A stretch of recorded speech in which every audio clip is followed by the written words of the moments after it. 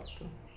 Saya Birrul Musyarifin, pemateri pertama dari kelompok 7 yang akan membahas tentang kode etik guru. Di sini saya akan membahas tentang pengertian kode etik. Kode yaitu tanda-tanda atau simbol-simbol yang berupa kata-kata, tulisan, atau benda yang disepakati untuk maksud tertentu. Semisal, untuk menjamin suatu berita, keputusan, atau kesepakatan suatu organisasi.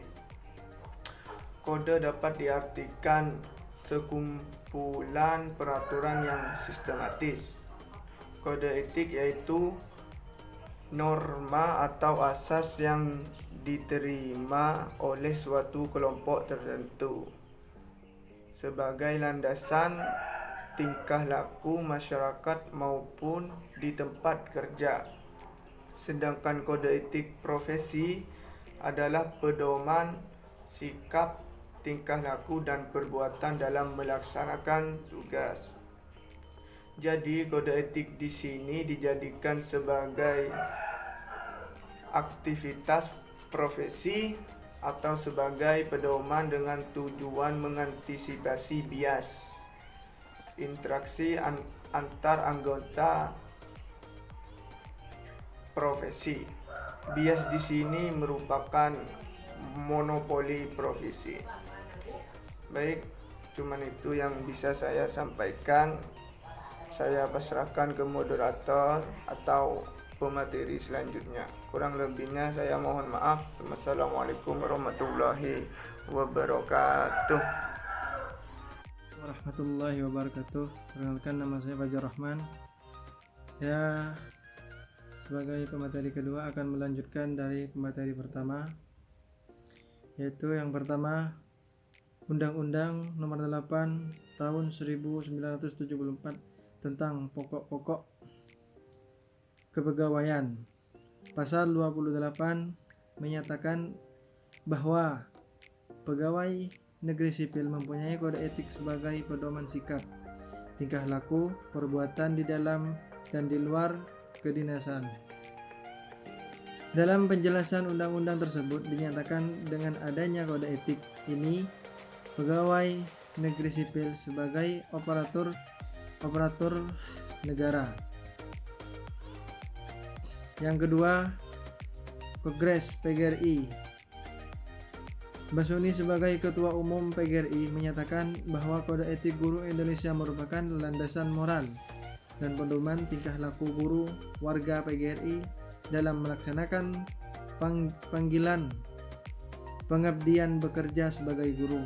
Yang ketiga, dalam Undang-Undang Guru dan Dosen Pasal 43 dikemukakan sebagai berikut. Yang pertama, untuk menjaga dan meningkatkan kehormatan dan martabat guru dalam pelaksanaan tugas keprofesionalan. Ya, organisasi profesi guru membentuk kode etik. Yang kedua, kode etik sebagaimana dimaksud pada ayat pertama berisi norma dan etika yang mengikat perilaku guru dalam melaksanakan tugas keprofesionalannya.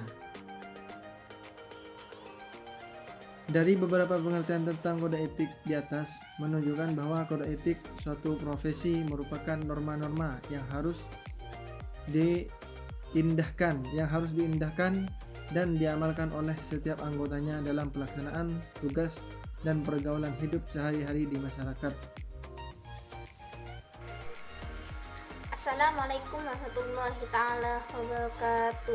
Saya di sini sebagai penyaji yang keempat akan menjelaskan tujuan kode etik guru, yang mana setiap jabatan dalam masyarakat itu mempunyai kode etik masing-masing. Seperti halnya dalam dunia kedokteran itu ada kode etik dokter. Dalam dunia jurnalistik itu ada yang namanya kode etik jurnalistik. Begitu pula dalam dunia kependidikan ada kode etik PGRI, yang mana kode etik pada suatu negara atau bangsa tidaklah serupa, tetapi pada umumnya mempunyai kesamaan isi yang berlaku pada semua bangsa dalam suatu jabatan yang sama. Sebagaimana disebutkan sebelumnya bahwa tugas guru bukan hanya mengajarkan tetapi mendidik, membimbing anak didik agar dapat menjadi pribadi yang utuh. Mereka mempunyai tanggung jawab yang besar terhadap keberhasilan program pendidikan.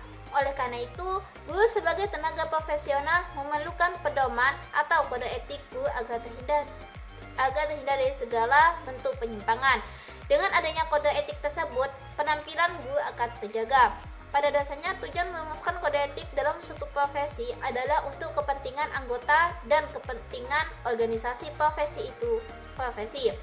Adapun tujuan yang diterapkan kode etik ada 5.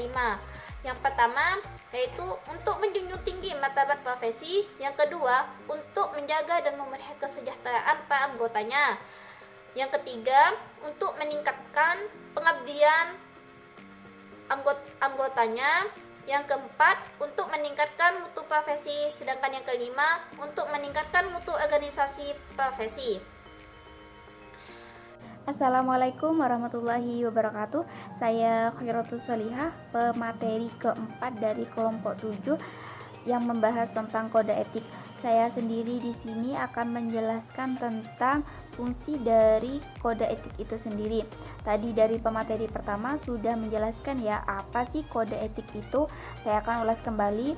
Kode etik itu adalah norma dan asas yang menjadi landasan tingkah laku bagi seorang pendidik ataupun seorang guru. Di sini saya akan menjelaskan tentang fungsi dari kode etik itu sendiri. Menurut Ali Syamsuddin Makmum, fungsi dari kode etik itu ada 6. Yang pertama adalah agar pendidik memiliki pedoman dan arah yang jelas dalam melaksanakan tugasnya. Dan yang kedua adalah agar guru bertanggung jawab atas profesi. Dan yang ketiga adalah agar profesi pendidik atau guru terhindar dari perpecahan dan pertentangan internal. Dan yang keempat adalah agar guru mampu meningkatkan kuantitas dan kualitas layanan. Dan yang kelima adalah agar profesi tersebut membantu memecahkan masalah. Dan yang terakhir adalah agar profesi pendidikan terhindar dari campuran tangan profesi lain dan pemerintah. Terima kasih. Wassalamualaikum warahmatullahi wabarakatuh. Sebentar lagi akan dijelaskan mengenai tujuan-tujuan dan kita harus perdalam di tujuan-tujuan kode etik tersebut karena agar kita itu dapat menjalankan kode etik dengan semestinya. Mungkin hanya itu yang dapat saya sampaikan. Kurang lebihnya mohon maaf. Saya kembalikan kepada moderator. Assalamualaikum warahmatullahi wabarakatuh. Sebelumnya terima kasih kepada moderator yang telah memberikan kesempatan kepada saya untuk menjelaskan atau melanjutkan dari penjelasan materi sebelumnya. Jadi di sini karena tadi pemateri tersebut telah menjelaskan dengan luas, telah menjelaskan dengan terperinci, di sini saya sendiri hanya ingin mendonasikan sedikit pemahaman saya mengenai materi yang akan dijelaskan berikut, yaitu sanksi pelanggaran kode etik. Nah, di sini kawan-kawan ada 2 sanksi. Yang pertama sanksi moral, yang kedua sanksi dikeluarkan dari organisasi tersebut. Nah, cuman kawan-kawan yang menilai atau yang menindaklanjuti perbuatan yang tidak etis itu hanya orang-orang yang memang betul atau dewan-dewan yang memang betul dirancang untuk mengawasi, atau istilahnya di kampus kita adalah tim kode etik seperti itu. Cuman kita sebagai mahasiswa, jika ada teman kita yang melanggar kode etik, seharusnya yang wajib melaporkan itu adalah kita sendiri. Kita melaporkan ke tim kode etik seperti itu teman-teman. Cuman kita itu tidak mampu untuk melaporkan. Aslinya bukan tidak mampu, akan tetapi kita canggung untuk melaporkan. Karena apa? Rasa solidaritas kita berada di atas kode etik. Seperti itu. Jadi kita merasa tidak enak ketika kita mau melaporkan ke tim kode etik ketika ada teman kita yang melanggar. Karena apa? Ya karena tadi itu rasa solidaritas kita itu lebih tinggi dari kode etik yang berada seperti itu.